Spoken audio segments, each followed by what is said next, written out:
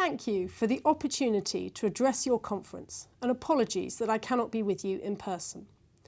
I would like to begin by thanking Mentor UK and the Alcohol Education Trust for their hard work in organising this event, as well as all of you who have given up your valuable time today. The work you do is vitally important, and today's conference provides an excellent opportunity to consider how you can learn from one another's expertise. As you may know, we have recently seen some concerning findings from last year's smoking, drinking and drug use survey among young people in England. The findings indicate that there may be an increase in lifetime prevalence of drug use among 11 to 15-year-olds. We've also seen a 10% increase in the use of crack cocaine in England, and data published by Public Health England in 2017 shows a rise in the number of adults presenting at drug treatment services for crack cocaine problems. We also know from looking at how drug dealing gangs move drugs around the country through county lines that drug dealing is associated with the exploitation of vulnerable young people who are used to facilitate the supply of and demand for illegal drugs. This is truly appalling. Indeed, analysis undertaken as part of our work on the serious violence strategy shows that drug markets are one of the main drivers of the recent increases we have seen in serious violence, with young people highly likely to be either the perpetrator of serious violence or, sadly, the victim. I will now set out how the government is responding to these challenges. In July 2017, we published a new drug strategy which sets out a balanced approach to reduce illicit drug use and increase the rate of people leaving treatment successfully.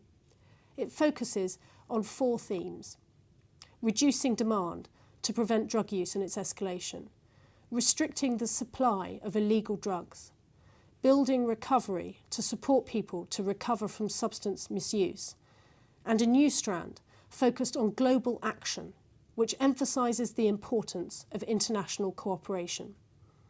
I would like to focus on the reducing demand strand of the strategy. Our approach combines universal action with targeted action for those most at risk or already using drugs. This involves supporting investment in evidence-based programmes that have a positive impact on young people, such as Rise Above and Talk to Frank.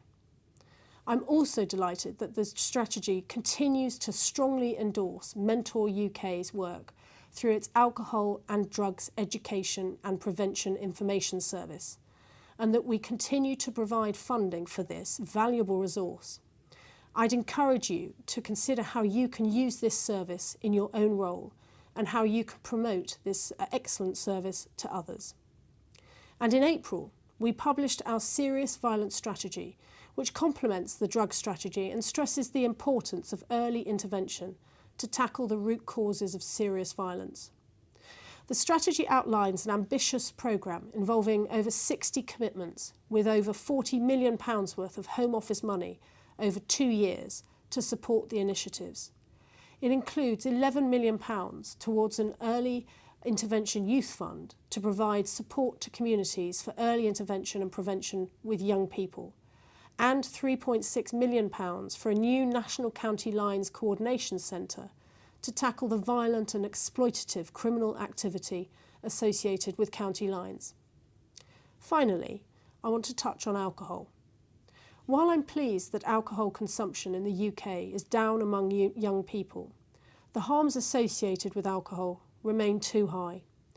We know all too well that alcohol-related harms have a significant impact on our emergency services, and that alcohol is associated with around half of all violent crime. Most of these offences occur in and around the nighttime economy, and we remain committed to tackling those harms. However, alcohol misuse can also be associated with domestic abuse and violence, child abuse, poor mental health, worklessness and homelessness. This is why the government is developing a new alcohol strategy led by the Home Office and the Department of Health and Social Care. The new strategy will set out targeted actions to tackle the most harmful drinkers, support vulnerable people affected by others' alcohol misuse, and increase the number of people with alcohol dependency accessing treatment.